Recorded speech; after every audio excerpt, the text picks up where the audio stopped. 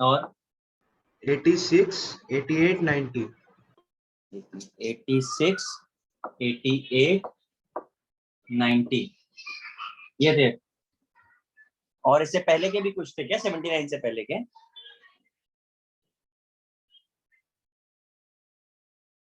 क्यों है 73, 74 तो नहीं था?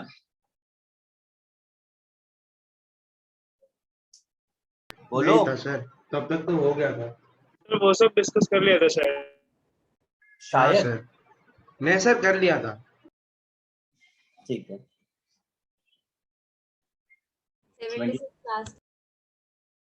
79 से स्टार्ट करना है। देखिए 79 बहुत ही घटिया क्वेश्चन है, मतलब बहुत ही लेंथी क्वेश्चन है। मैं थोड़ा सा आपको रिकॉल करा दूं जो हम लोग करते थे, हमने राउल्स लॉ फॉलो किया था। तो एक ऐसी इक्वेशन डेवलप की थी, याद आ रही है हमको? यहाँ पर हमें ये पता है कि एक्स ए और एक्स बी मोल फ्रैक्शन है जिनका सम 1 होता है। तो अगर हम एक्स बी लिखना चाहें तो 1 माइनस एक्स ए लिख सकते हैं। याद आ रहा है कुछ ऐसा हमें? हाँ सर। हाँ सर। तो हम इसे अगर चाहें तो इसे ऐसे लिख सकते हैं। या फिर हम फाइनली इसे चाहें तो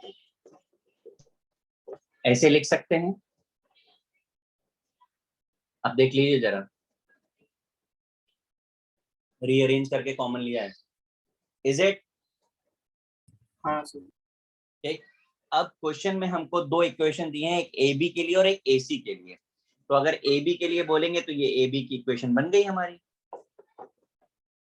इसी तरह अगर हम ए सी की इक्वेशन बनाएंगे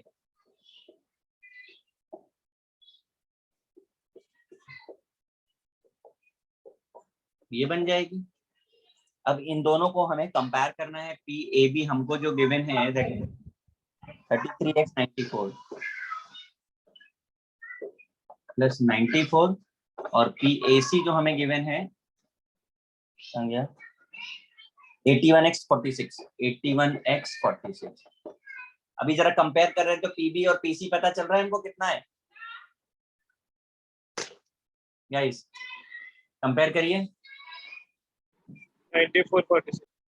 एक अब पीए निकालिए तो कितना होगा? तो इनमें से किसी भी एक इक्वेशन को यूज करके पीए निकाल लीजिए, आपको एक्स ए बी सी मिल जाएगा। ए आपका 2 मोल है, बी आपका 3 मोल है और सी आपका 4 मोल है। करेक्ट? हाँ। तो एक्स ए कितना हो जाएगा? 2/4 3 7 2 9। एक्स बी आपका कितना हो जाएगा? 3/9। एक्स सी आपका हो जाएगा 4/9। जरा पीए निकाल के बताइए कितना आ रहा है फटाक से।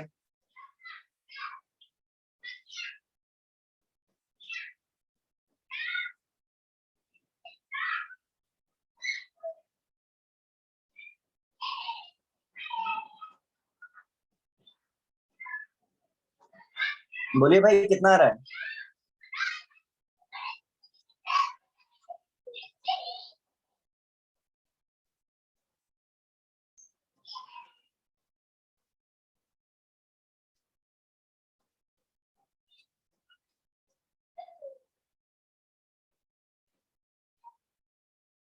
सर 127।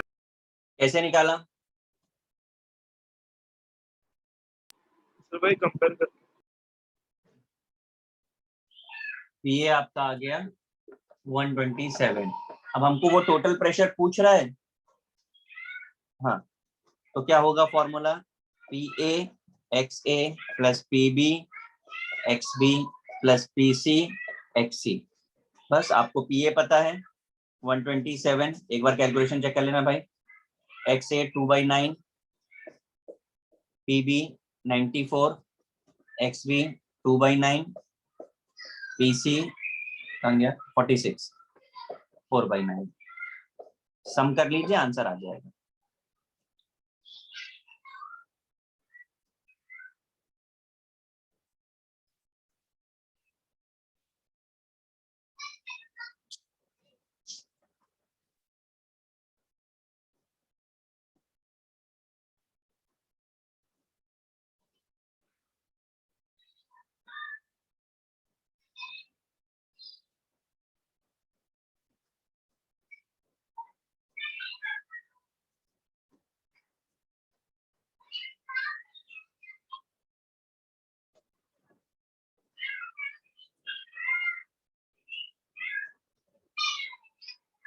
आया आंसर?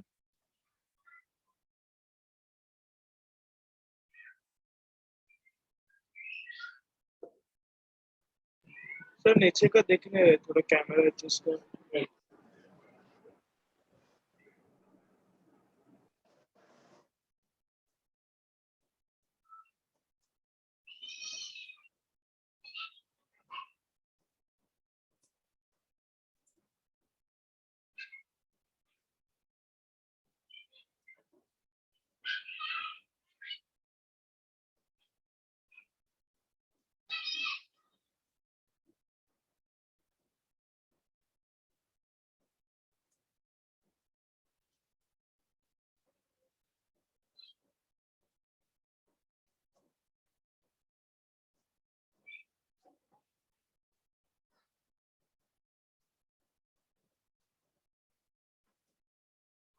गाइस कॉपी हो गया?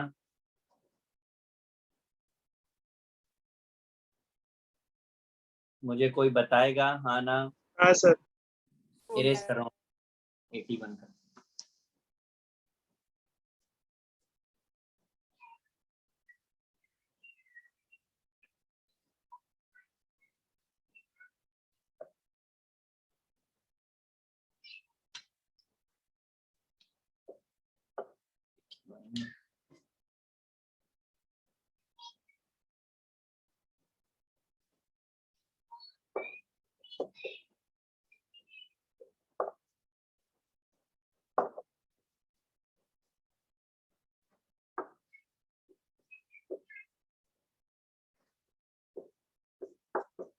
देखिए, आपको एक इक्वेशन दी है, आपसे बोला है x से इक्वल टू 1 लेना है, तो पी ए बाई एक्स से क्या होगा? तो एक काम कर लेते हैं, पी ए बाई एक्स से आपको चाहिए है इस पूरी इक्वेशन को, ये आपको याद आ रहा है, ये P A minus P B होता था इक्वेशन, अभी अपन ने स्टैंडर्ड बनाई थी, इसे हाँ डिवाइड सर।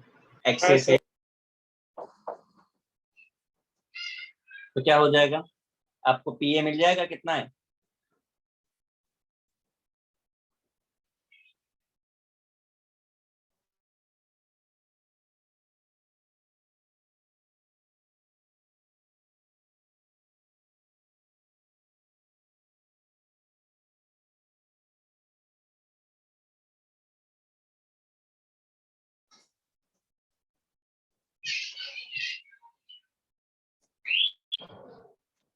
क्यों भाई, कितना आ रहा है पी ए? 260 हाँ, 260 पीए का वैल्यू। कैसे किया? सर वो पीए माइनस पीबी और वो पीबी, मतलब वो पीबी मिल जाता है 140, तो फिर 120 को इक्वेट करता है पीए माइनस पीबी से। हाँ, तो हम वही जो हमने पहले इक्वेशन लिखी थी, P A minus P B is equal to X A plus P B, यही वाली इक्वेशन से कंपेयर कर रहे हैं हम लोग। तो पी एम को कितना मिल जाएगा? कितना मिला? 260। हाँ सर। करके देख लीजिए, नहीं तो एक बार। तो एक्स से हमको 1 बोल दिया, तो 260 बाई 1 इक्वल टू 260।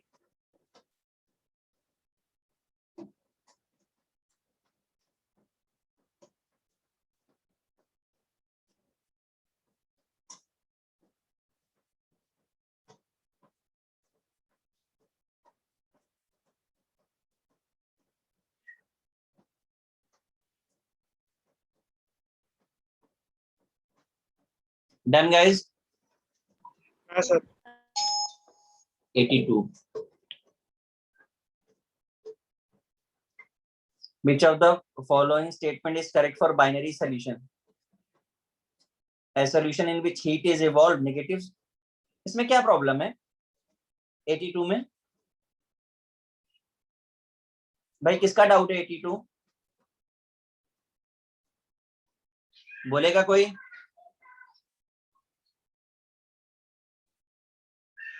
अरे मेरा डाउट था सर। क्या प्रॉब्लम है लेकिन इसमें? अगर एक्सोथर्मिक है तो डेल्टा एच नेगेटिव होगा कि नहीं होगा? और नेगेटिव होगा तो नेगेटिव डेविएशन बोलोगे आप। सर ऑप्शन सी और डी में शायद प्रॉब्लम हो रही है। अच्छा देखते हैं, when one component solution shows negative, ये तो कोई लॉजिक नहीं है कि एक नेगेटिव शो कर रहा है तो दूसरा पॉजिटिव शो करेगा। सी वाला इसलिए रॉन्ग है, डी वाले का भी कोई सेंस नहीं है।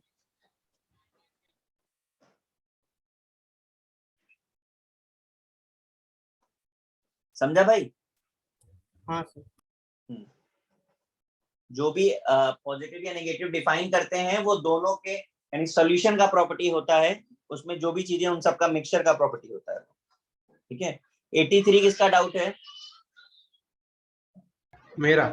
हाँ भाई, बहुत सिंपल सा लॉजिक है, वेपर फेज में मोल फ्रैक्शन हमेशा ज्यादा होता है। इससे रिलेटेड एक क्वेश्चन हमारा और भी था, मैं आपको देखो बताता हूँ, थ्योरेटिकल था क्वेश्चन 68 में भी वही था। और इसके अलावा जो 73 किया है आपने, वहां पे देखो आपको मोल फ्रैक्शन का फॉर्मूला भी बताया वेपर फेज में जो होता है। ठीक है, तो हमेशा देखिए वेपर फेज में हर बार ज्यादा ही होगा मोल फ्रैक्शन। ठीक है, तो आप ये याद रखें, ये कंसेप्चुअल है। सर हमेशा होगा। हाँ हमेशा होगा, वेपर फेज में हमेशा ज्यादा होता है mole fraction of A vapour phase solution. 84 किसने पूछा है?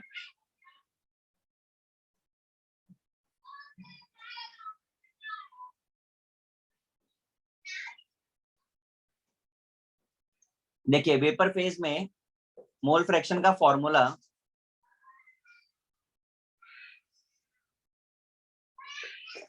जो भी उसका प्रेशर है, mole fraction in liquid phase upon total pressure होता है। अभी ये हो गया पी ए एक्स ए। अब टोटल प्रेशर कैसे निकलता था?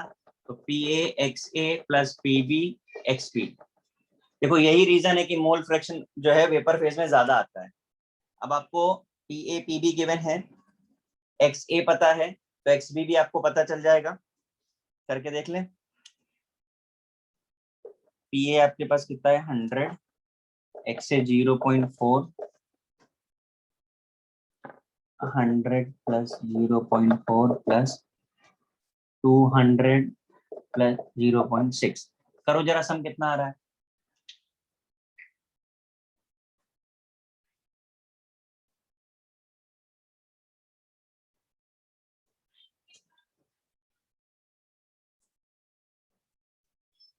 आया भाई?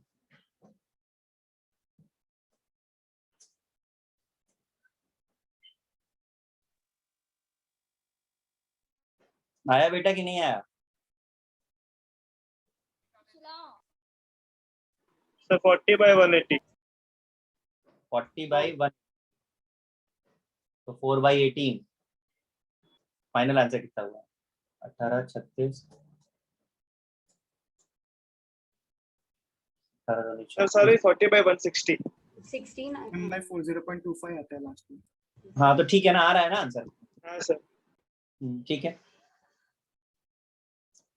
86, 86 किसका डाउट है?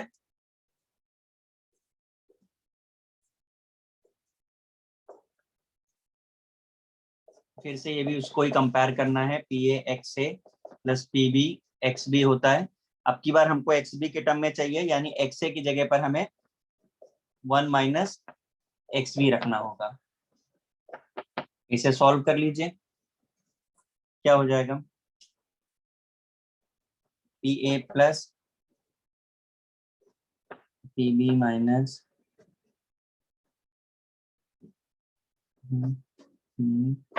X B. कुछ ऐसा इक्वेशन बन रहा है क्या? हाँ सर ऐसे ही कर दो कंपेयर। ए कितना आ रहा है 120, और P B minus P A कितना आ रहा है 75। एक्स बी बस कर दीजिए जरा फटाफट से, कितना आ रहा है? एक 120 आएगा तो दूसरा कितना आएगा?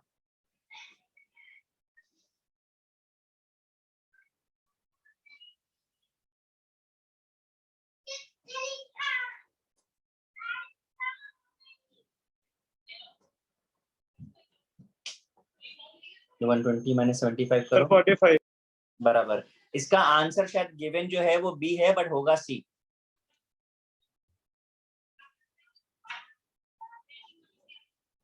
Is it?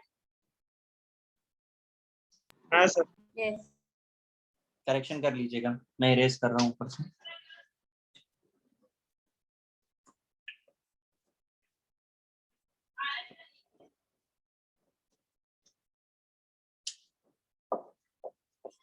$88 pressure of binary mole of each.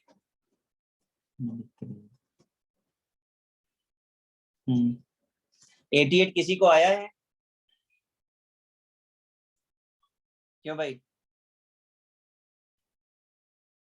नहीं सर। थोड़ा बड़ा है, थोड़ा क्या ज्यादा बड़ा है? मैं कर देता हूँ। पहले क्वेश्चन का लैंग्वेज जरा समझ लीजिए। Pressure over a binary liquid mixture containing 10 mole each of liquid A and B is gradually decreases. दो है कंपोनेंट हमारे पास, एक A है और एक B है, और हमको लिक्विड और वेपर फेज में हमारा डिस्कशन है, ठीक है। लेकिन दोनों 10 से डिक्रीज हो रहे हैं, इसलिए हम ये बोल सकते हैं कि दोनों के मोल फ्रैक्शन का सम 10 होगा। ये हमको एक इक्वेशन पता चल रही है। अब अगर हम इसे x बोल रहे हैं और इसे हम y बोल रहे हैं, तो अगर ये x है तो ये डिक्रीज y माइनस 10 होगा, सॉरी x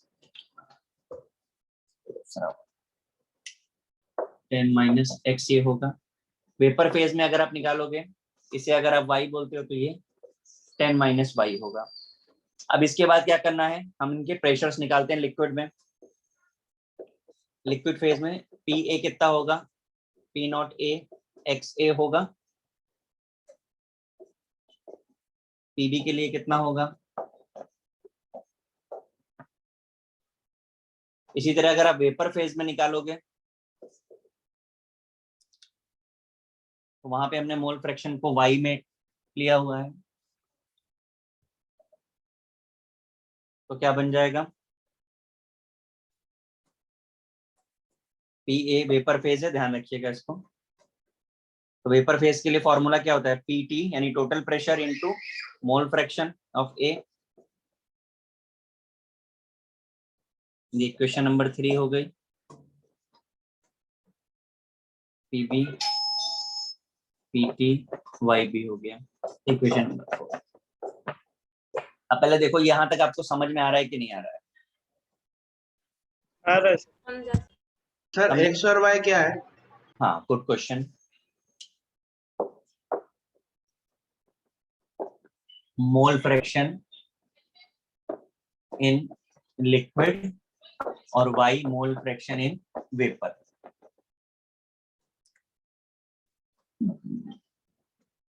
ठीक है। और सर x प्लस y 10 क्यों होगा? हाँ, यही समझने वाली लाइन है। आप जरा पहली लाइन को पढ़िए क्वेश्चन के। दोनों 10 से डिक्रीज हो रहे हैं,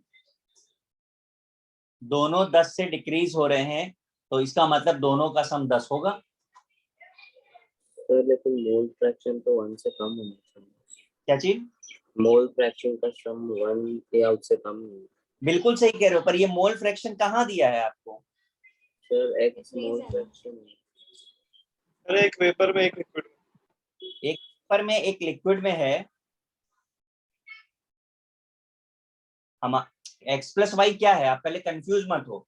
ये अलग है, ये अलग है। वो जो आप बोल रहे हो कि वो 1 आता है, वो एक ही फेज की बात करते हैं। यहाँ दो डिफरेंट फेज की बात कर रहे हैं। अब ये जो इक्वेशंस बनी है, इनको आपको सॉल्व करना है।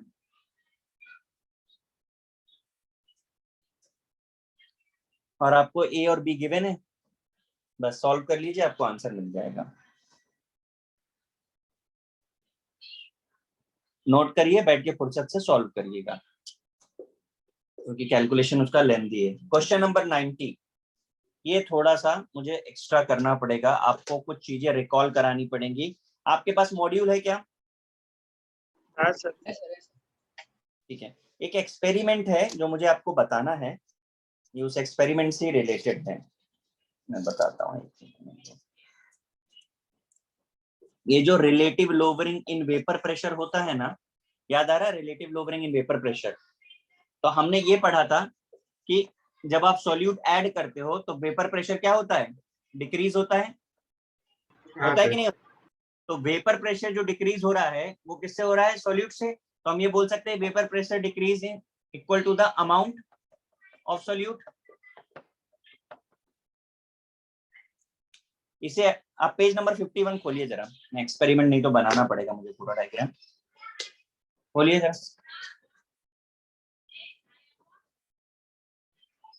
खोला आपने? हाँ सर खोला। हाँ, उसमें देखिए नीचे ओसवाल्ड वॉकर मेथड दिया हुआ है, पेज नंबर 50 पे एकदम नीचे नीचे लास्ट पैसेज। इसका डायग्राम 51 पे बना हुआ है। हाँ सर। एक बार जरा उस थ्योरी को आप पढ़ लीजिए, मैं आपको एक्सप्लेन कर दूंगा।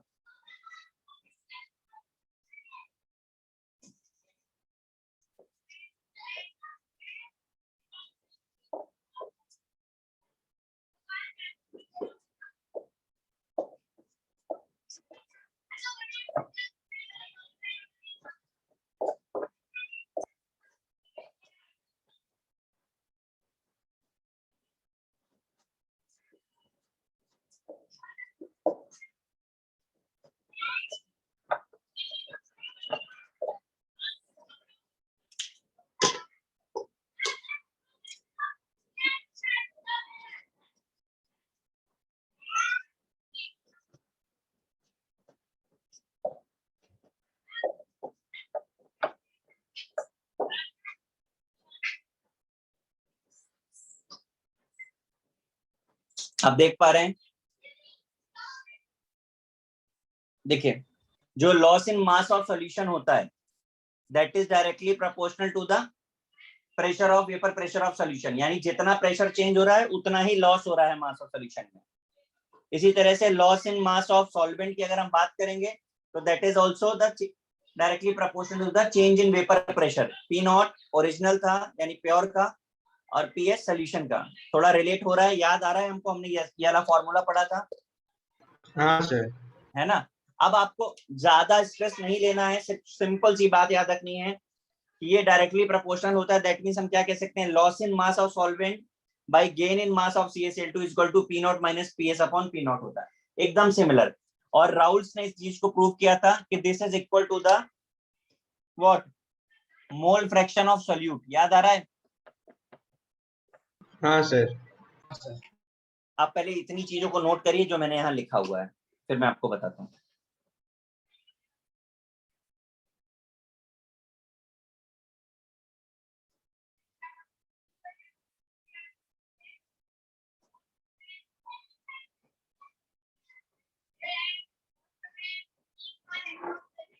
Sir loss in mass of solution directly proportional to difference नहीं है ना, पीएस ही है ना? ये हाँ, ये PS है, नीचे P नॉट माइनस PS।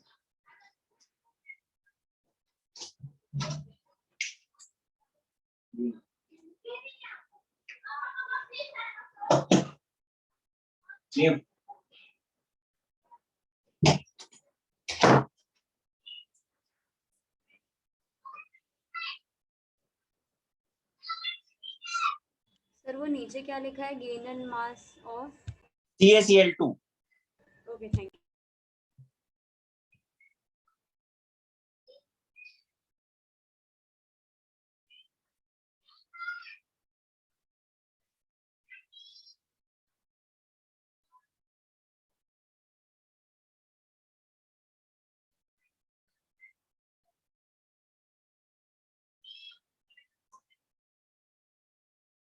हो गया सर।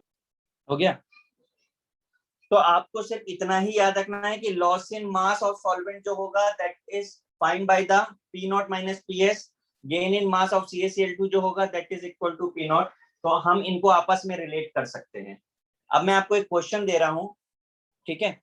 और आप जरा उसको समझ करके जो भी वैल्यूज आपको बताई हैं इस फॉर्मूले के अकॉर्डिंग करनी है। आपको याद आ रहा है CaCl2 का काम क्या होता था?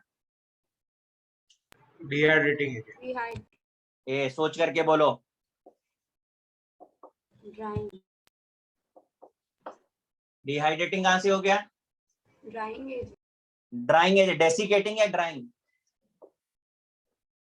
भाई मार्कर को भी अभी मरना था।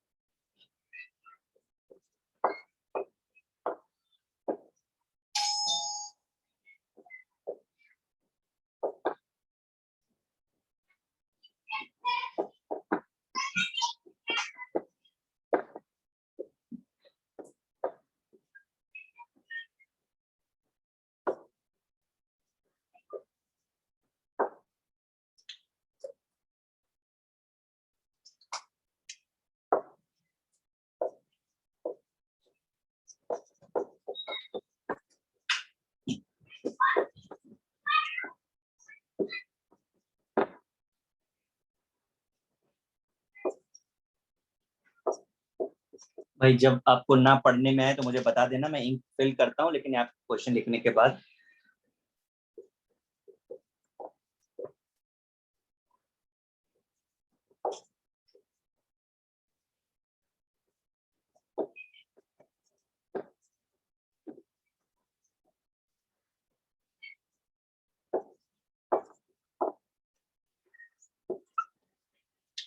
Shit, यार थोड़ा सा चल रहा है।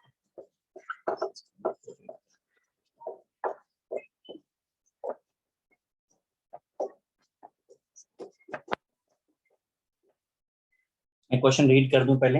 Dry air is pass through solution containing 20 gram of organic compound in 250 ml of water. Air pass through pure water then through U-tube containing CaCl2. Mass lost in solution is 26 gram and mass gained is 26.48 gram. Find the molecular weight of solute. तो मैं आपको थोड़ा relate करके बता देता हूं। आपके पास ये सॉल्यूट गिवन है 20 ग्राम, ये उसका सॉल्वेंट गिवन है, दिस इज। लॉस इन मास आपको पता है, गेन इन मास आपको पता है, रिलेट करिए, सॉल्व करिए।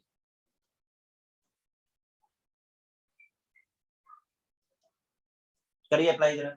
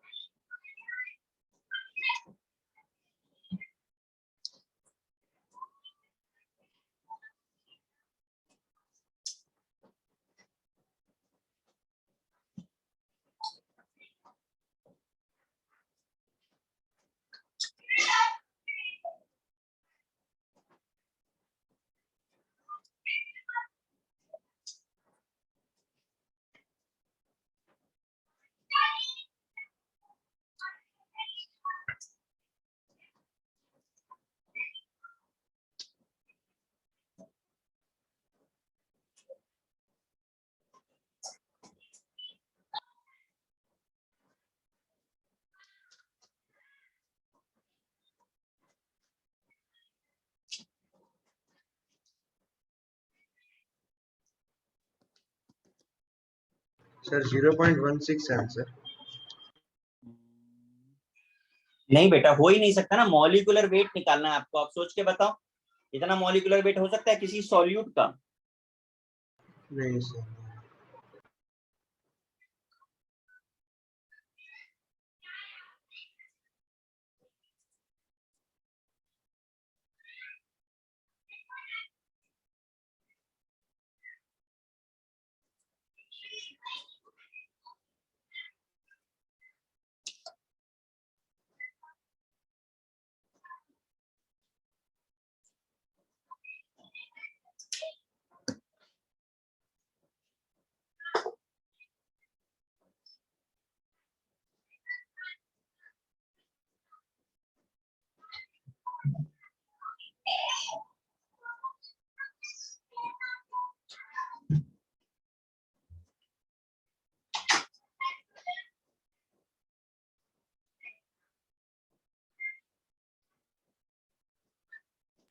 आ रहा है।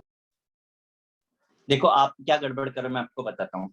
हमें loss in mass of solvent चाहिए, और मास लॉस इज 26 ग्राम दिया हुआ है, गेन इतना है। तो आपको तो चेंज चाहिए होता है ना, P not minus P S. तो कितना आएगा? 26.48 माइनस 26 अपॉन गेन 26.48, ये आएगा।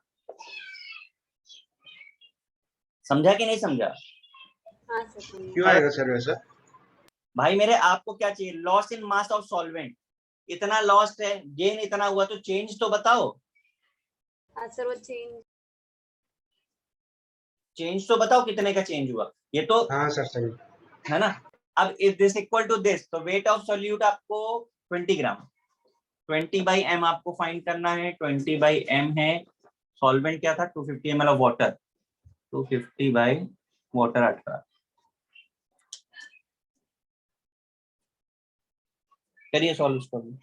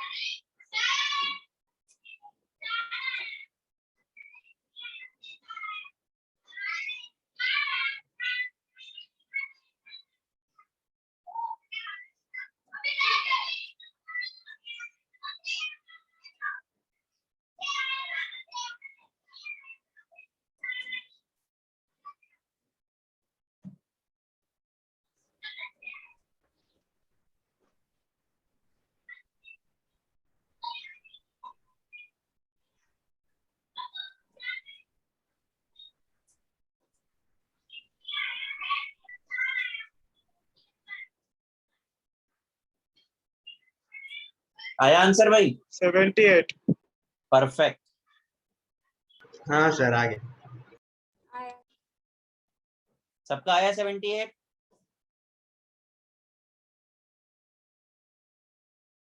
अब जरा क्वेश्चन नंबर 90 पर पहुंचिए, जो अपना डाउट था। फटाफट से क्वेश्चन नंबर 90, और उसे सॉल्व करिए 90 को।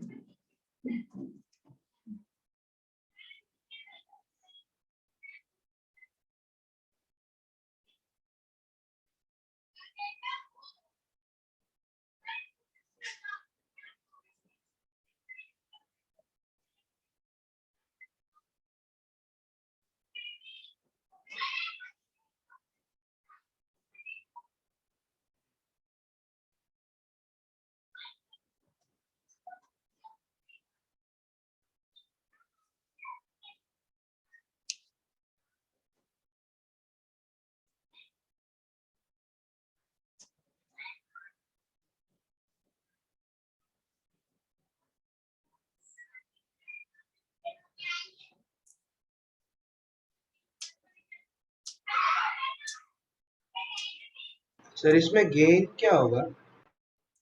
इसमें गेन क्या होगा? इसमें गेन 2.50 दिया हुआ है ना, the loss in weight of solution दिया है, और सॉल्वेंट 0.04 है, तो यही गेन है, इसको ऐड कर दीजिए उसमें। अब की बार आपको जो है ना, जो चेंज है वो दिया हुआ है 0.04, और नीचे गेन कराना है, तो दोनों को ऐड कर दीजिए आप, हाँ सर है ना। और कुछ भी हो, इतना याद रखना कि न्यूमरेटर बहुत छोटा और डिनोमिनेटर बड़ा आता है हमेशा। अपन P not minus P S अपन पी नॉट भी करते थे, तभी भी वही चीज था।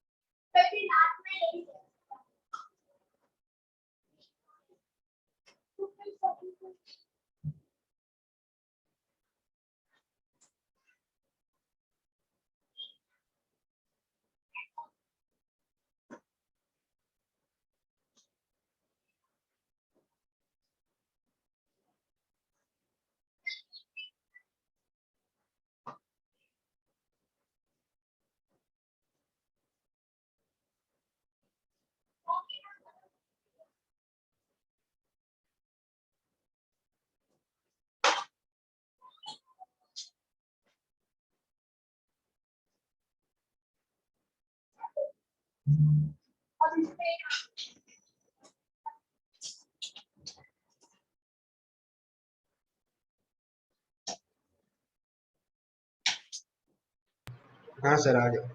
कितना आया? 31.25। सबको समझ में आ गया? Yes sir. नहीं सर। ये अपना कंप्लीट हो गया।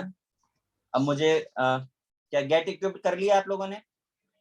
हाँ सर, सब हो गया है। हाँ सर। हाँ सर पूरा हो गया। पूरा हो गया। चलो गेट इक्विप्ड पर आते, मैं इरेज कर रहा हूँ उसको।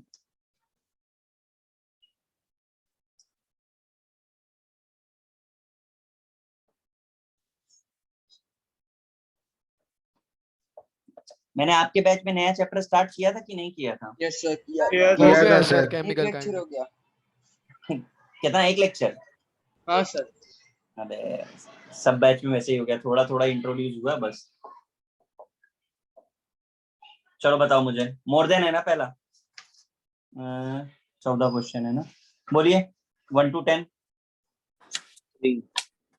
क्या? 3. 3 और 1 वाह, 3 के बाद 1। सर 9. 8। 7। 6 हट, ना लाइक नहीं तो 6 7 8 12 9। 14।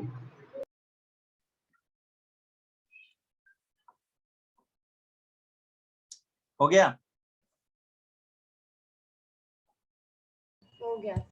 कॉम्प्रिहेंशन बोलो। 13 ये देखो कोई बोला 13, भैया 13 तो अभी किया है, मैं लग रहा वैसे ही है, पता नहीं। कॉम्प्रिहेंशन बोलो। 7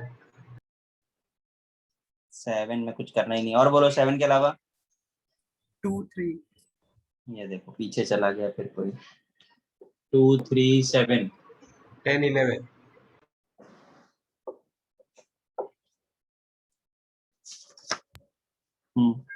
13 15 13 15 कहाँ है? कॉम्प्रिहेंशन में 13 15 है कहाँ? क्यों? अरे सॉरी सर, मैंने इसे और कर तुम मार खाओगे, समझ में आया ना? मतलब बोलना है केवल अपने को, है ना? नहीं सर, वो गलती से। हाँ गलती से ही तो गलती हो रही है। इसके बाद हो गया विंडो टू IIT जेई। चलो विंडो बोलो। 4 9 और 7 12 क्या? 7 8 8। 12 हाँ 10 सब बोल डालो। सर 1 भी है। ये देखो अब जाग रहे हैं अभी अभी। हो गया? हो गया। मुबारक हो। इसके बाद का, अच्छा मल्टीपल में एक ही क्वेश्चन है। कॉम्प्रिहेंशन खत्म, कुछ नहीं, खत्म हो गया। बहुत बड़ा काम हो गया अभी। 13 When a non-volatile solute is added to pure solvent, vapor pressure of the solution become lower than that of pure solvent. Rate of evaporation of pure solvent is reduced. Solute does not affect the rate of condensation. Rate of evaporation of solution is equal to the rate of condensation of solution at a lower pressure than the case of pure solvent. भाई बताओ कौन से option में problem है आपको? किसका है question number 1? Sir मेरा। हाँ देखो, ये तो अपनी पहली लाइन यहाँ से शुरू होती थी कि जैसे ही हम सरफेस एरिया को, किसी लिक्विड के सरफेस एरिया को अगर हम कवर कर देते थे, नॉन वोलेटाइल सॉल्यूट ऐड करते थे, तो उसका वेपर प्रेशर डिक्रीज हो जाता था। याद आ रहा है? हाँ सर। हाँ सर। अब rate of evaporation of solvent is reduce, तो सेम बात है भाई, जब वेपर प्रेशर रिड्यूस तो एवोपरेशन भी रिड्यूस हो गया। ये बी ऑप्शन हो गया। Solute does not affect the rate of condensation. Condensation का कोई लेना देना नहीं है सॉल्यूट से। कंडेंसेशन का मतलब समझते हैं हम लोग? क्यों भाई? हाँ सर हाँ हाँ सर, सर। हाँ, वेपर वेपर से टू लिक्विड। वेपर से लिक्विड बनना, इसमें सॉल्यूट का कोई रोल नहीं है। फिर rate of evaporation of solution is equal to the rate of condensation of the solution at a lower vapour pressure than in the case of pure solvent. तो logical है ना? क्या प्रॉब्लम है? एवापोरेशन भी उसी प्रोपोर्शन में change होगा जैसे वेपर प्रेशर चेंज होता है। भाई बताएंगे मुझे?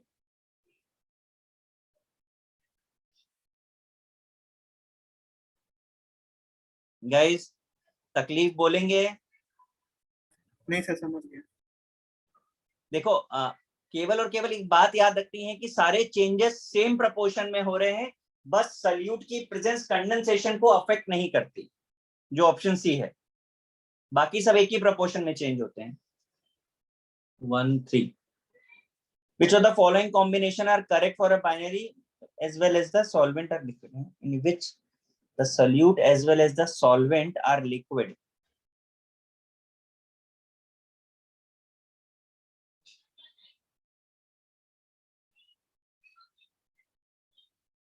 देखो भाई आपको एग्जांपल से याद होंगे तब आपका होगा। मैं आपको एक एक करके बता दूं। किसका डाउट है ये थर्ड वाला? सर मैं जरा ध्यान से देखो। Excuse me, sir. Option Sorry to interrupt. Sir, get equipped to JEE के जो है सर, उसमें फर्स्ट का जो आंसर दिया वो ABCD दिया, बट हाँ। हमने आपने बोला कि इसमें कंडेंसेशन का कुछ लेना देना नहीं है। नहीं, मैंने ये कहा सॉल्यूट की प्रेजेंस से कंडेंसेशन का लेना देना नहीं है। एवापोरेशन होगा, वेपर प्रेशर डिक्रीज होगा तो कंडेंसेशन भी होगा। Okay sir. हाँ, क्वेश्चन 3 किसका था भाई? सर क्षितिज, आपको ऑप्शन ए में बेंजीन और टॉलिन लिखा हुआ है, पहचान में आ रहा है? हाँ सर। दोनों सेम फैमिली को बिलोंग करते हैं। हाँ सर। तो अगर सेम फैमिली को बिलोंग करते हैं तो आइडियल सॉल्यूशन होता है। हाँ। और अगर आइडियल होता है तो डेल्टा एच डेल्टा वी सब 0 होना चाहिए। हाँ सर। तो ऑप्शन ए राइट है कि रॉन्ग है? रॉन्ग। ठीक, अब जरा ऑप्शन सी पर आते हैं। H2O प्लस HCl है, ठीक है, हमें नहीं पता, मतलब पता नहीं, आई डोंट नो, आपको याद है कि नहीं ये पक्का आइडियल तो नहीं है, नॉन आइडियल होगा क्योंकि दोनों अलग अलग ग्रुप के मेंबर हैं। हाँ सर। तो अब या तो पॉजिटिव डेविएशन होगा या निगेटिव डेविएशन होगा, होगा कि नहीं हाँ। होगा? अब जब पॉजिटिव डेविएशन होता था तो डेल्टा एच और डेल्टा वी दोनों पॉजिटिव होते थे, और जब नेगेटिव डेविएशन होता था तो डेल्टा एच और डेल्टा वी दोनों नेगेटिव होते थे। याद आ रहा है? हाँ सर। अब ऑप्शन सी देखो, एकदम कॉन्ट्राडिक्ट ऑप्शन दिया हुआ है। एक को पॉजिटिव, डेल्टा एच को क्या बोल रहे हैं, 0 से ज्यादा है, और डेल्टा वी को बोल रहे हैं 0 से कम है। तो ऐसा तो कोई स्टेटमेंट नहीं था हमारे पास, या तो पॉजिटिव होगा या नेगेटिव होगा। तो सी एलिमिनेट हो सकता है। हाँ।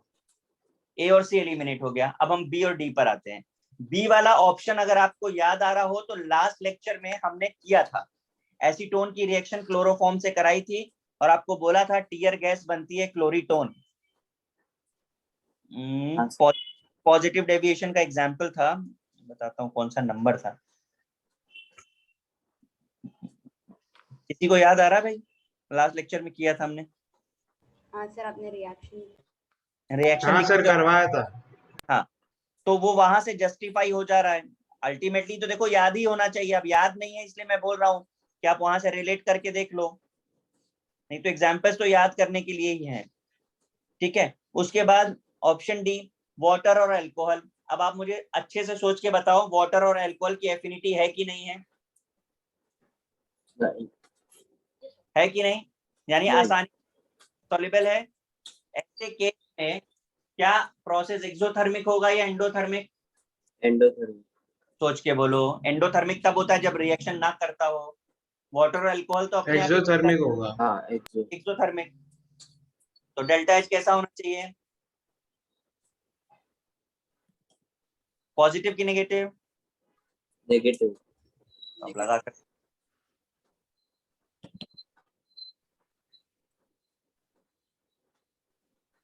3 के बाद 6, 6 किसका है? Vapour pressure and mole fraction of a solution containing benzene and टॉलिन। देखो सबसे पहले तो बेंजीन और टॉलिन की बात कर रहे हैं, यानी कि ये कैसा हो गया, आइडियल हुआ कि नहीं हुआ? हाँ सर। हाँ सर, हुआ। तो स्ट्रेट लाइन आइडियल सॉल्यूशन को रिप्रेजेंट कर रही है। ठीक, अब एक एक पॉइंट को चेक करते हैं। At the point A the mole fraction of toluene is 0.8। Check करिए,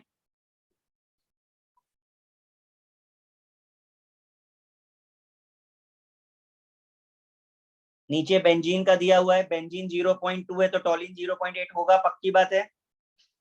हाँ ग्राफ में दिख रहा है ना, नीचे एक्स एक्सिस पे देखिए बेंजीन के लिए दिया हुआ है, इसलिए वो टॉलिन बोल रहे हैं।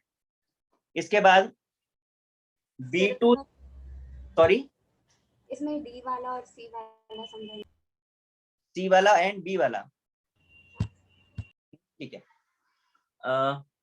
वेपर है, लिक्विड प्लस वेपर, ठीक है। आप ग्राफ में जरा पोजीशंस देखिए जरा, C2B एरो बना है डाउनवर्ड, ठीक है, और आपको बोल रहे हैं वो वेपर है।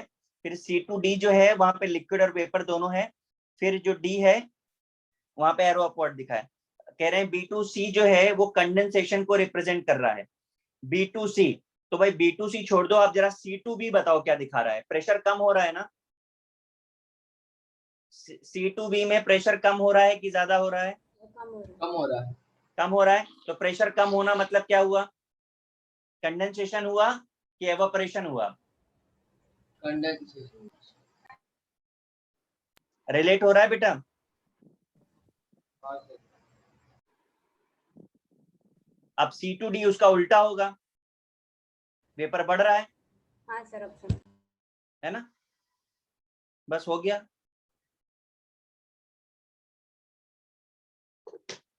सिक्स के बाद सेवेंथ। सेवेंथ किसका डाउट है? मेरा। भैया क्या प्रॉब्लम आया? 2 3 4 2 2 3 2 सर 5। शायद जब आपने वेंट ऑफ नहीं पढ़ा था ना तब मैंने किया था, इसलिए तभी नहीं आया होगा। तो वशिष्ठ अभी कोई दिक्कत है, इसे करना है या नहीं करना है? नहीं सर, मैं ट्राई कर लूंगा। ठीक है, वैसे हो जाएगा, कुछ करना नहीं है, बस आई का मल्टीप्लाई करना है कंसंट्रेशन में।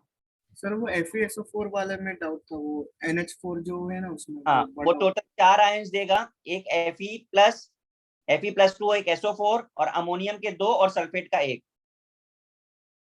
टोटल 5 आयंस मिलने चाहिए उसमें। वाटर को काउंट नहीं किया जाता, याद रखिएगा, समझा?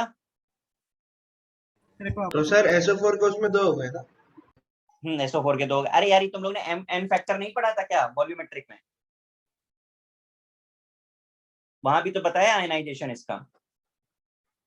लेकिन इसका थोड़ा कंफ्यूज हो रहा है। कोई नहीं, मैं लिख दे रहा हूँ।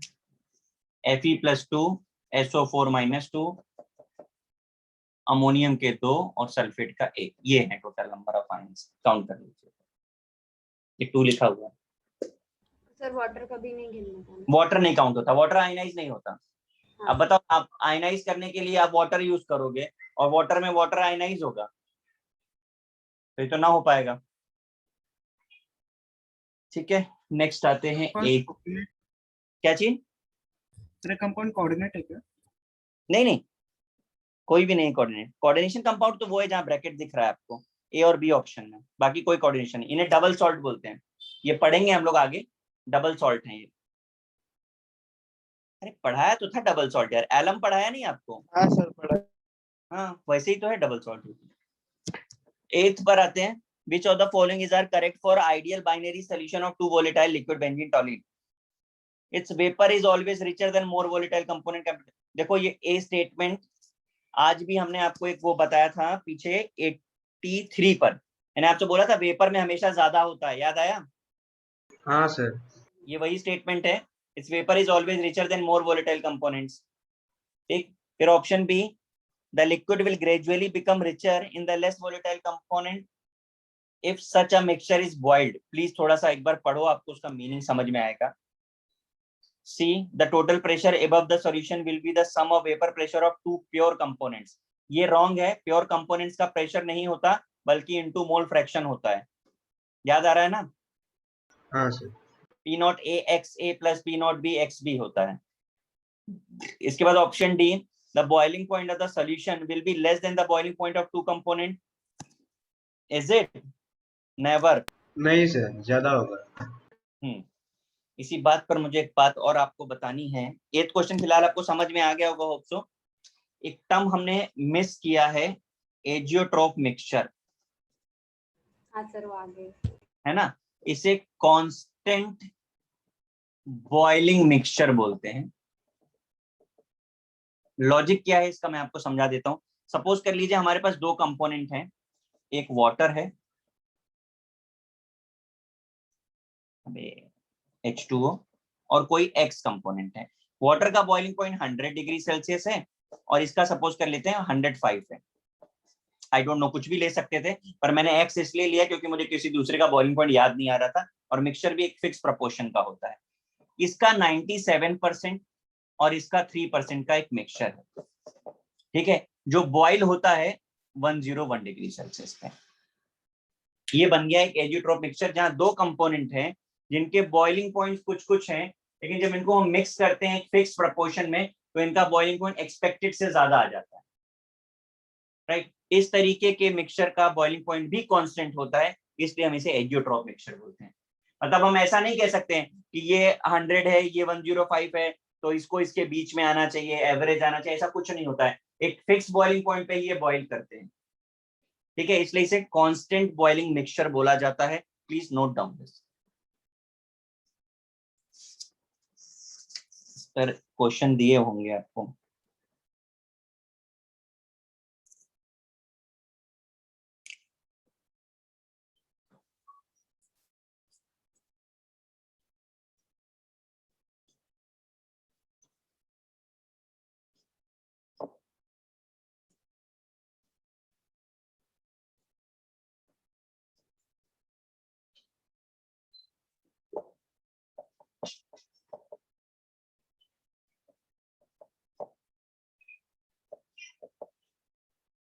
सर इसका कोई फॉर्मूला नहीं होता ना, मतलब कुछ भी आ सकता है ना? नहीं नहीं नहीं, एग्जाम्पल्स होते हैं इसके भी, कोई ओके सर। फॉर्मूला, एग्जाम्पल्स हैं।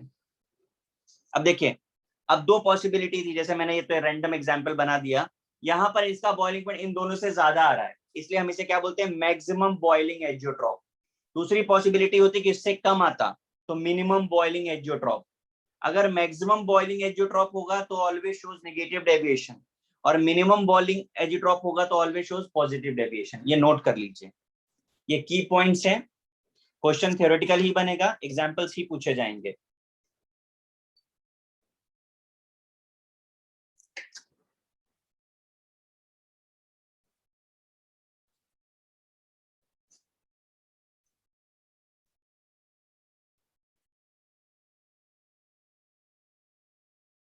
सर बॉइलिंग पॉइंट अगर बढ़ रहा है तो पॉजिटिव डिविएशन नहीं होगा।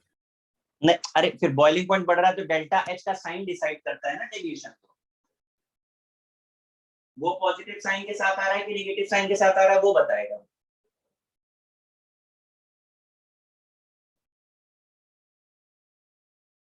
सर आपने जो एग्जांपल लिया है वो कैसा होगा, तो फिर नेगेटिव या पॉजिटिव? ये तो पॉजिटिव हो रहा है ना, ज्यादा नहीं हो गया दोनों से।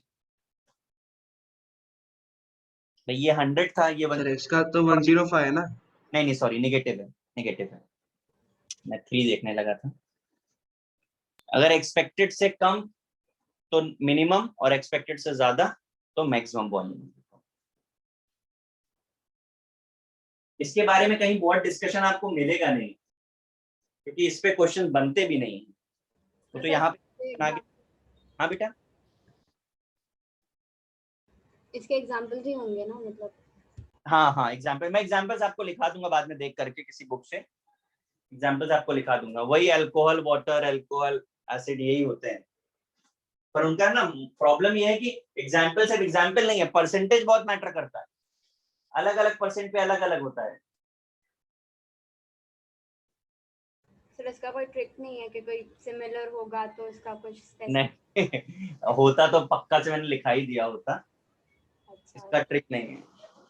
मैं आपको सोचो ना, मैंने एक्स लेकर के एक्सप्लेन किया, मैंने कोई एग्जाम्पल नहीं लिखा, तो अगर कोई ट्रिक होता तो मैंने पक्का से उसको याद ही रखा होता। बहुत गंदा है, उसके बारे में आपको मिलेगा ही नहीं किसी बुक में। ठीक है सर। बाकी कहीं आएगा तो फिर देखते हैं, अपन डिस्कस कर लेंगे। 9th क्वेश्चन किसका डाउट है? सर मेरा। 9th किसी को आया? नहीं सर। वशिष्ठ हाँ सर। 9th आया? नहीं सर। किसको आया 9th? दीति? नहीं सर, डाउट है। डाउट है, सबको डाउट है। अडानी जी हैं कि नहीं है? हाँ सर बोलो। मैंने कहा कंपनी इतनी लॉस में जा रही है तो ठीक हो तुम? हाँ सर मैं तो ठीक। बताओ फिर 9th क्वेश्चन कैसे करना है, बोलो। हाँ सर 1 मिनट। हाँ जी बिल्कुल रुके हैं।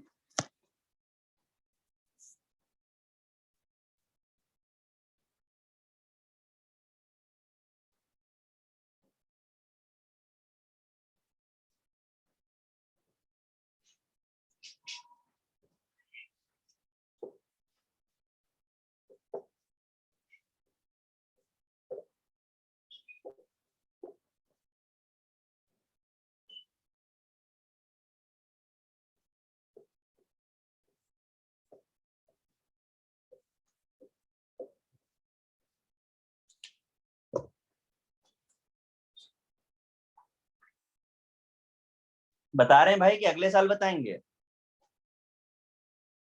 सर आप ही बता दो। अच्छा, हम तो बता दिए, बोर्ड पे लिख दिए देखो जरा, बेरियम क्लोराइड के लिए आई का वैल्यू 3 होगा कि नहीं? हाँ सर। K2SO के लिए 3 होगा कि नहीं? लेकिन रिएक्शन करने के बाद जो BSO4 बन रहा है उसमें आई का वैल्यू कम हुआ कि ज्यादा हुआ? कम हुआ। कम हुआ। कम हुआ। तो वेंट ऑफ फैक्टर कम हो गया, और वेंट ऑफ फैक्टर कौन कौन सी प्रॉपर्टीज की डायरेक्टली प्रोपोर्शनल था? Boiling point decrease, osmotic pressure decrease, freezing point increase. समझा कि नहीं समझा? सर हाँ। क्लियर हुआ कि नहीं? हाँ सर, BSO4 प्रेसिपिटेट में होगा। भैया प्रेसिपिटेट है इसीलिए तो बात कर रहे हैं उसकी। अच्छा,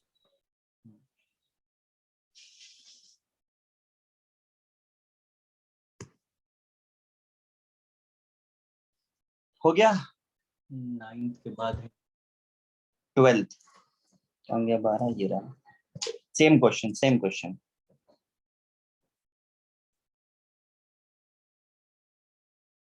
देखो 12th आप एक बार ट्राई करो ना, एकदम सिमिलर है, रिएक्शन आपको करनी है, करो। सर आपने क्या बोला? Van't Hoff factor directly proportional to osmotic pressure और बेटा अरे आप भूल कैसे सकते हो, ये हम लोग ने पढ़ा था ना IKBM, याद आया? अगर हाँ आई सर, बॉइलिंग पॉइंट चेंज हुआ कि नहीं उसी प्रपोर्शन में, तो जब आई हाँ कम पॉइंट का वो भी कम हो गया। इसी तरह ऑस्मोटिक प्रेशर में भी ICST हम लिखा था, ICST। जरा 12th क्वेश्चन ट्राई करो फटाफट से। Sir relative lowering in vapour pressure में आई आता है क्या? नहीं आता है ना, तभी तो उसके बारे में डिस्कशन नहीं किया। Just sufficient aluminum sulfate is added to barium chloride such that all BSO4 is precipitated.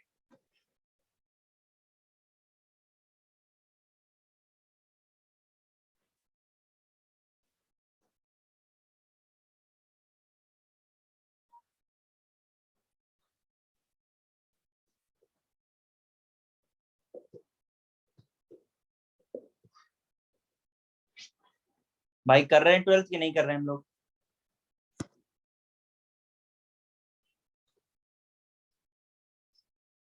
हो गया सर।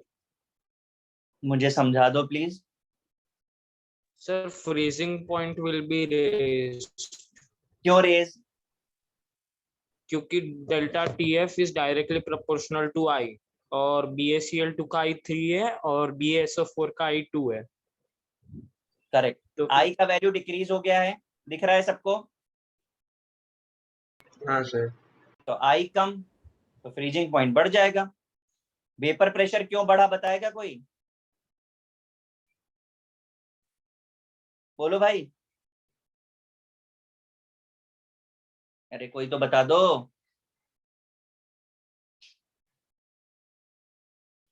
सर बॉइलिंग पॉइंट घट गया तो वहां से भी रिलेट कर सकते हैं कि वेपर प्रेशर बढ़ गया है। हाँ वो भी ठीक है, वो भी ठीक है। चलो 13 पर आ जाओ।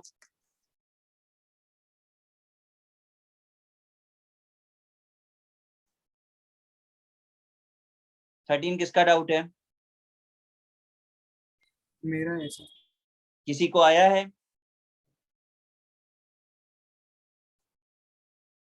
लेकिन अभी जो अपने फॉर्मूला दिया था उससे शायद हो जाएगा। करके देख लेना एक बार, नहीं होगा तो बताना, फिर देखा जाएगा अपन। 14 dry air is slowly pass through, नहीं sorry 14 dry air is slowly passed through solution consisting of C2C3 each containing non-volatile NaCl as solute and water as solvent.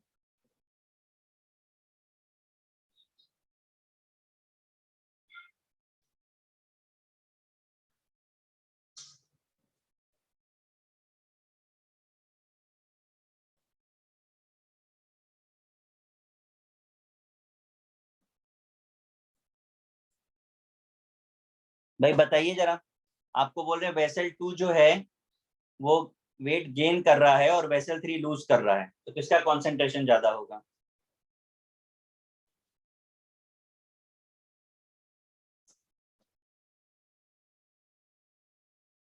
बोलिए।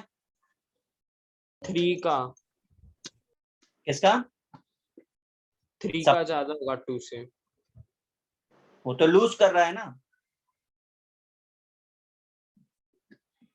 अरे भाई मेरे कॉन्सेंट्रेशन का फॉर्मूला क्या होता है? वेट बाय मॉलिक्यूलर वेट होता है ना। हाँ होगा? सर। डी आएगा। अब आप रिलेट करो, हो रहा है रिलेट? हाँ सर, वहां पे लिख लो ये रिलेशन ताकि रिलेट कर पाए।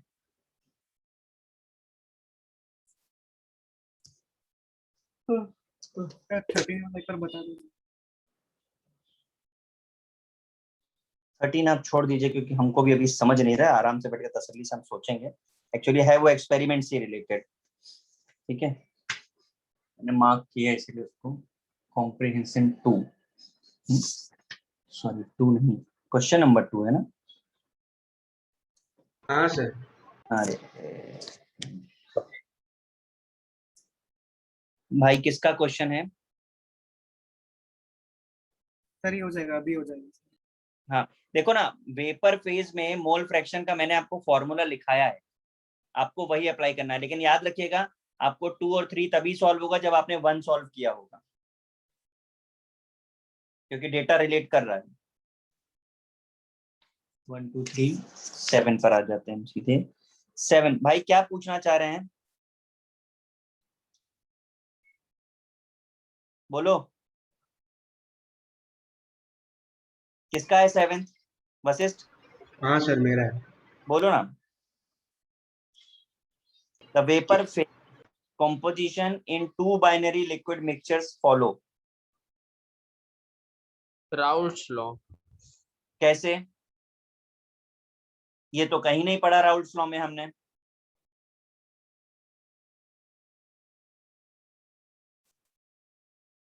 ये गैसियस स्टेट में आपने पढ़ा होगा, डाल्टन्स रूल है ये, सबका प्रेशर का सम।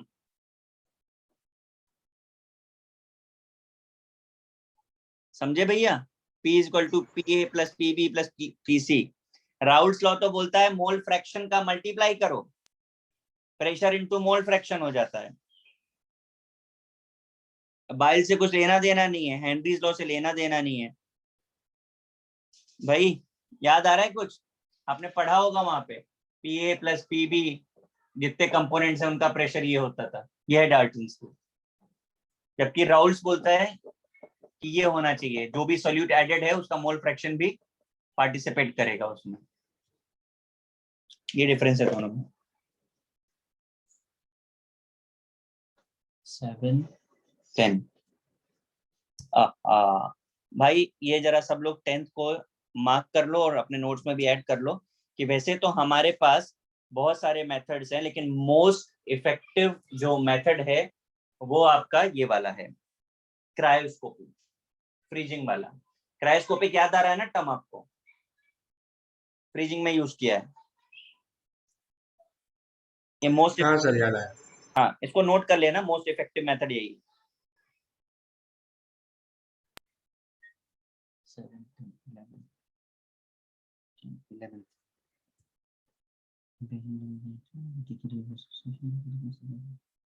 भाई किसका है 11th क्वेश्चन?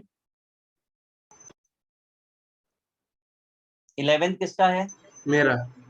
क्या नहीं आया इसमें, लेकिन सीधा सीधा फॉर्मूला ही दिख रहा है मुझे तो।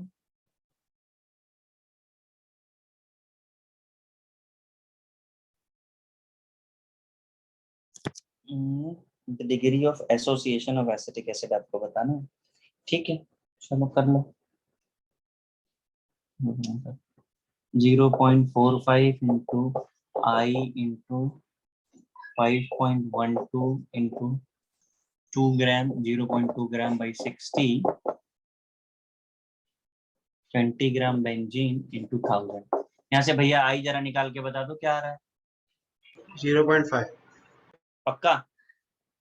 हाँ सर वही आया था। तो अब एसोसिएशन पर आते हैं। 1 minus I, 1 minus 1 by N. Alpha आपको निकालना है, आई आपको पता है, एन कितना होगा? 2 क्योंकि डाइमर बनाता है। क्यों आंसर नहीं आ रहा क्या इससे? 0.5 आएगा सर। क्या कह रहे हो, कितना आएगा? 0.5। क्या चाहिए, अल्फा? हाँ अरे भाई ऐसा तो कोई ऑप्शन ही अवेलेबल नहीं है। सर मुझे 1 आ रहा था। नहीं नहीं, मुझे तुम्हारे कैलकुलेशन पे ही डाउट है सबसे पहले तो। तुम्हारा कैलकुलेशन ही बराबर है। राम राम राम राम राम राम राम राम। सर जहाँ तक मुझको याद आ रहा है तब तक तो मैंने इससे ही किया था, कैलकुलेटर से। पक्का नहीं पिया। अच्छा एक चीज और है, 0.45 डिग्री सेल्सियस दिया हुआ है और जो केएफ दिया हुआ है वो केल्विन में दिया हुआ है, दिख रहा है आपको ऐसा? हाँ सर। तो आपको डिफरेंस समझ में आया कुछ? सर लेकिन टेम्परेचर डिफरेंस तो हो जाता है ना अपना मैनेज। हाँ टेम्परेचर डिफरेंस पे तो फर्क नहीं पड़ना चाहिए। सर आई तो 0.527 है। ये एग्जैक्ट निकाला है आपने? सर एग्जैक्ट 0.527 है। 527 है? हाँ भैया तो फिर हो जाएगा। ये 1 माइनस आई करो तो कितना आएगा? 0.4 है। ये 1 माइनस 1/2, ये 0.5 हो गया। 1/2 कितना हो गया? हो तो गया? 0.96 हो गया। हाँ आ तो गया। हाँ सर, बस वो 2-3 डेसिमल तक नहीं, 1 तक ही निकाला था। हाँ एक्चुअली मालूम क्या है, ये इसमें ध्यान रखना है अल्फा के केस में, अगर आप 0.5 लोगे और ये 1/2 रखोगे तो कुछ मिलेगा ही नहीं आंसर। इसीलिए मैं आपसे पूछा था कैलकुलेशन आपका बराबर है कि नहीं। सर हाँ सर वो कॉम्प्लेक्सेशन क्या होता है? क्या, वापस बोलो। कॉम्प्लेक्सेशन कॉम्प्लेक्सेशन कहाँ लिखा हुआ है?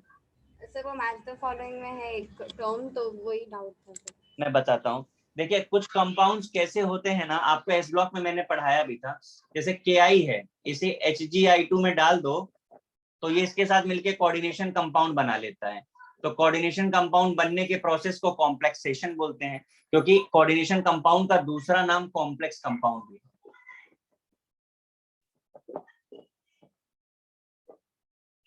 इसलिए उसे कॉम्प्लेक्सेशन भी बोलते हैं। Thank you.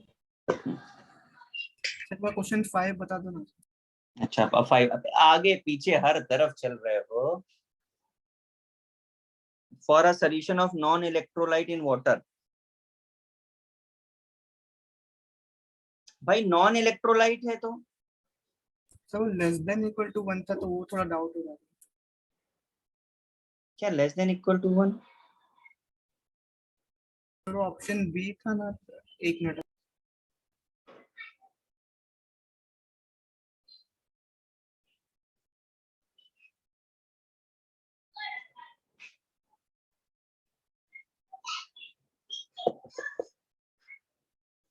बताइए क्या कह रहे हैं? सर ऑप्शन बी में इक्वल टू 1 आना चाहिए, लेकिन वो लेस देन इक्वल टू 1 क्यों होगा? आंसर है क्या वो? डाइमर भी तो आएंगे, ट्राइमर वो सब भी तो है नॉन इलेक्ट्रोलाइट में। उसका आंसर क्या दिया है? ऑप्शन बी दिया हुआ है। कॉम्प्रिहेंशन 2 का 5 बी। अभी बोलो क्या क्या?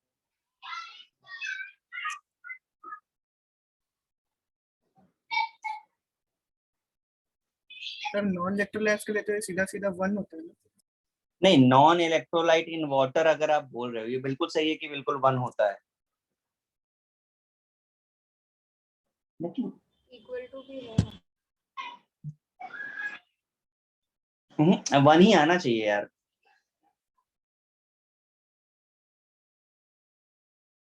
नॉन इलेक्ट्रोलाइट के लिए 1 ही आना चाहिए। फिर बाकी सारे ऑप्शंस तो फिर मैच नहीं करेंगे ना। बाकी से तो कुछ मतलब ही नहीं है, उसको कर लीजिए, करेक्शन कर लीजिए उसमें।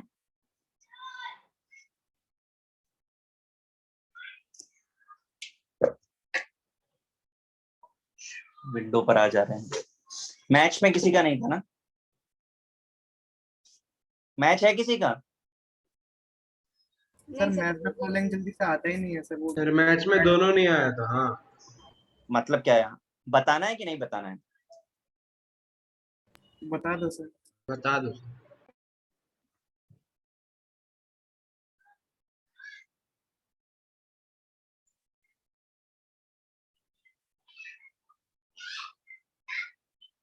सर पहला वाला बता दीजिए, सेकंड वाला आपने बताया होगा। हाँ सेकंड वाला बता दिया, सही कह रहे हैं। पहला वाला देखो, डिप्रेशन ऑफ फ्रीजिंग पॉइंट। तो vapour pressure of a solution is less than of pure solvent, is it? Vapour pressure कम हो जाता था ना, याद आ रहा है कि नहीं याद आ रहा भाई? ग्राफ बनाया था, रिवर्स ग्राफ बनाया था भाई। लोग कुछ याद आ रहा है? नोट्स खोल लो नहीं तो।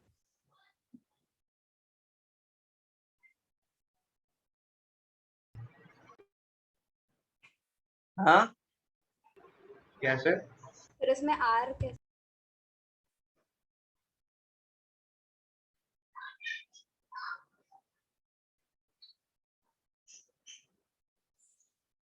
हम आर बताते हैं। पहले पी वाला स्टेटमेंट आपको रिलेट हो रहा है कि नहीं ये बता दो मुझे। हाँ वो हो रहा है। वो हो रहा है। क्यू वाला रिलेट हो रहा है? नहीं सर। नहीं सर। नहीं हो रहा है। अच्छा, फ्रीजिंग पॉइंट का डेफिनेशन बताओ। The temperature at which liquid turns to solid. तो देखो अभी अभी रिलेट हो रहा है कि नहीं फ्रीजिंग पॉइंट के साथ? Only solvent molecule solidify. हाँ सर हाँ। सॉल्वेंट क्यों होगा? हाँ जी, ओनली सॉल्वेंट क्यों होगा? तो कोई सॉल्यूट। कोई आप सॉल्यूट बता दीजिए मुझे। आप किसी सॉल्यूट के लिए कन्वर्जन बता दीजिए मुझे। मैं फ्रीजिंग पॉइंट की बात कर रहा हूं।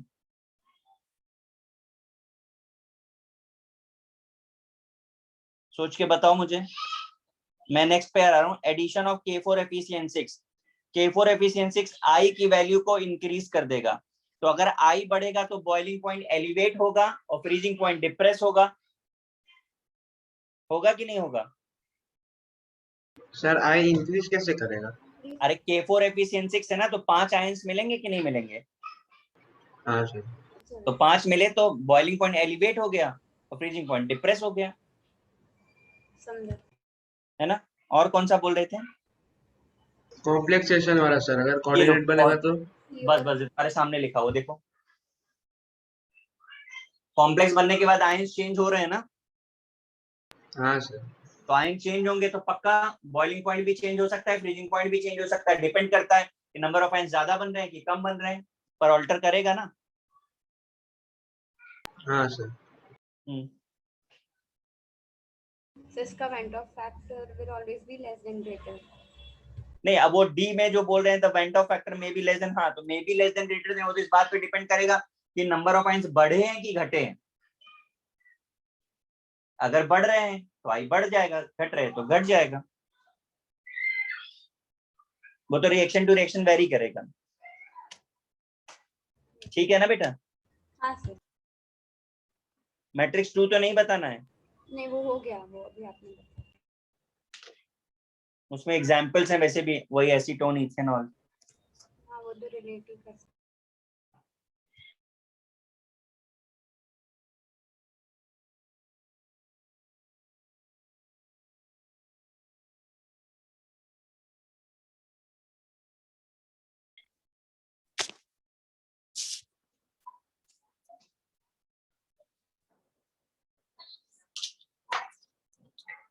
Question number 1. Azeotropic solution of two liquid has boiling point lower than the either of them.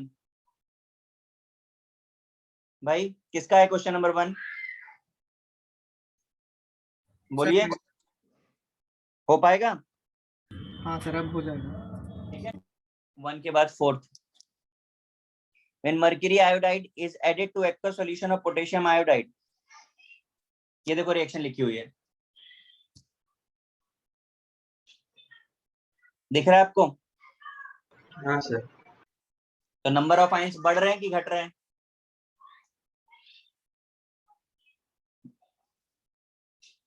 कम हो। अब कम हो रहे हैं तो फ्रीजिंग पॉइंट बढ़ा दो, और बढ़ रहे हैं तो घटा दो।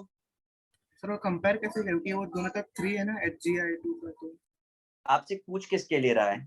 मर्क्यूरिक आयोडाइड के लिए पूछ रहा है ना। आप देखिए, सर इसमें भी आई देखेंगे। हाँ सर टोटल नहीं देखना था? किसका टोटल? जैसे सर KI का 2, HgI का नहीं नहीं HgI2 का 3। नहीं नहीं नहीं, टोटल कैसे देख सकते हो? क्यों कंसंट्रेशन दिख गिवन है क्या किसी की? नहीं सर। उठने सर तो कैसे कंपेयर करते हैं? आप HgI2 को कंपेयर कर रहे हो, तो उसका तो सेम है ना, आई एक ही मिनट, 3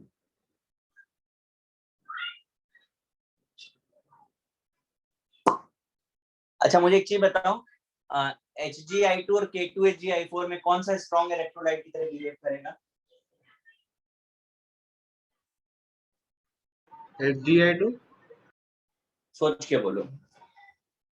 जो प्योर आयनिक होगा वो स्ट्रॉन्ग इलेक्ट्रोलाइट होगा। तो आयनिक कैरेक्टर कहाँ दिख रहा है आपको?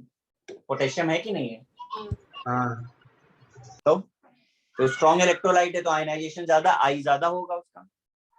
एक क्वेश्चन हम लोगों ने और भी किया था लास्ट लेक्चर में, मैं आपको दिखाता हूं, जहां पे नंबर ऑफ आयन सेम थे, तो मैंने आपको बोला था स्ट्रॉन्ग